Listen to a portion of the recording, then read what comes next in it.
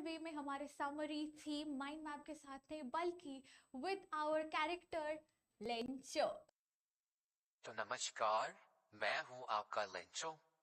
सब बढ़िया है ना? आज ये कहानी मेरे साथ शुरू होने वाली है और जैसे कि लोग कहते हैं, आपको कहानी में भी दिखाई होगा, भोला भाला वो सीधा साधा हूँ। तो हमारी कहानी कुछ इस तरह है। लोग हमें ऐसे पहचानते हैं कि मैं बड़ा फेथफुल हूँ, बड़ा ही इनोसेंट हूँ, सीधा साधा हूँ, भगवान पे भरोसा रखने वाला हूँ, किसान हूँ, खेती करता हूँ, भुट्टे की खेती करता हूँ और इसी से मेरा घर चलता है। घर में कुछ बच्चे हैं मेरी बीवी है और मैं रहता हूँ एक पहाड़ की चोटी पे जहाँ मेरा अकेले का घर है। उसके अलावा भाई लोग बोलते हैं मैं बड़ा मेहनती हूँ, मैं बड़ा फैमिली ओरिएंटेड हूँ और मैं बिलीव ऐसा मानता हूं मैं कि भगवान पे भरोसा सही है। वो कभी हमें भूखा मरने नहीं देंगे। वो हमेशा हमें कुछ ना कुछ कोई ना कोई तरीके से हमारे लिए रास्ता खुला रखेंगे और भाई हम जीते रहेंगे। हमारे साथ कभी कुछ अन्याय नहीं होगा। तो एक हमारे बारे में हम ऐसा भी कहना चाहते हैं कि हमें, क्योंकि हम किसान हैं, हमें आकाश को देख के आकाशवाणी देनी आती है कि बारिश होगी कि नहीं होगी। हमने ऐसा ही कुछ किया है इस कहानी में। खेत उगाए हैं भुट्टे की और दिखा भी हमें कि बारिश आने वाली है, लेकिन वो बारिश सिर्फ बारिश नहीं, बर्फ का गोला निकला और इसी से हो गई मेरी कहानी का अंत। लेकिन अंत ऐसे नहीं, पिक्चर अभी बाकी है मेरे दोस्त। मैंने भगवान को पत्र लिखा और वो आए हमारा सहायक बनके।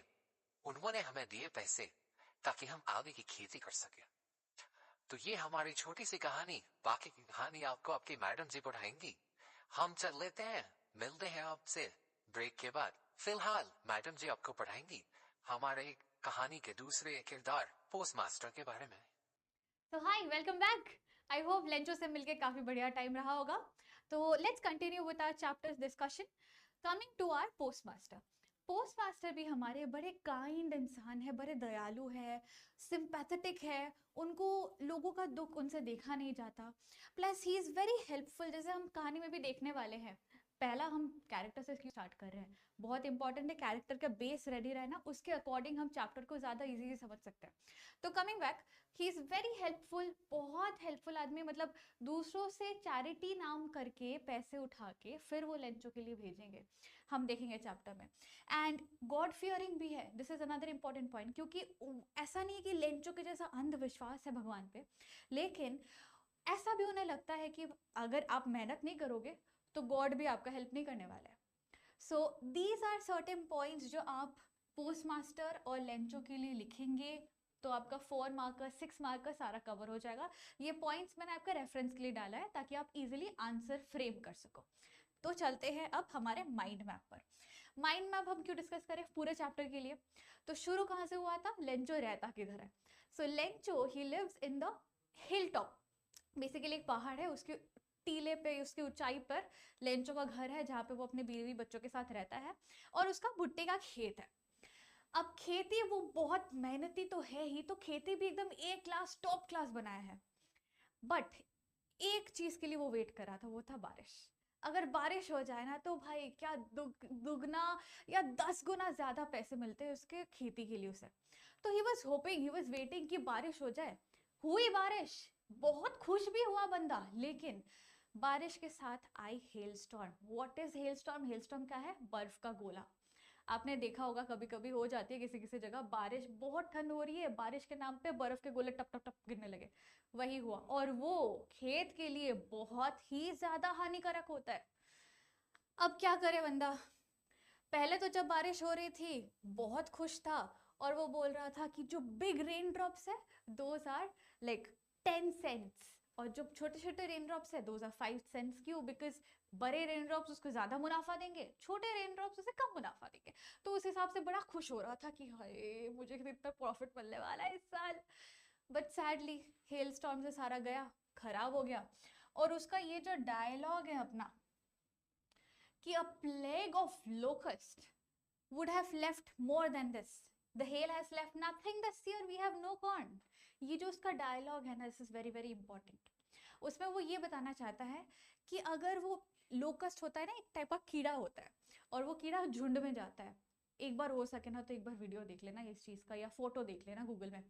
वो जब आता है ना, पूरा खेत ऊपर से खा के निकल जाता है, पूरा झुंड खा के। बट उससे क्या होता है, अगर ये खेत है, ऐसा भुट्टा है, तो वो क्या करेगा, ऊपर का काट के निकल जाएगा, वो नीचे का छोड़ देता है, और वहां से भी वापस से बीज निकाल के लेंचो वापस खेती कर सकता था। लेकिन हेल स्टॉर्म की वजह से क्या हुआ, खेती के नीचे से पूरा पूरा रूइंस में चला गया, पूरा खराब हो गया, और बस ठन ठन गोपाल, कुछ नहीं बचा। तो अब दुखता है यार दिल, कुछ नहीं बचा, बच्चे को खिलाएंगे क्या, घर वालों का घर कैसे चलाएंगे हम, ध्यान कैसे रखेंगे सबका। इन सब के चक्कर में वो सोचा, बहुत सोचा, फिर उसे याद आया कि अरे हाँ, one hope, the only single hope left was God. उसने सोचा कि भगवान किसी को खाली पेट सोने नहीं देते, मरने नहीं देंगे ऐसे किसी को।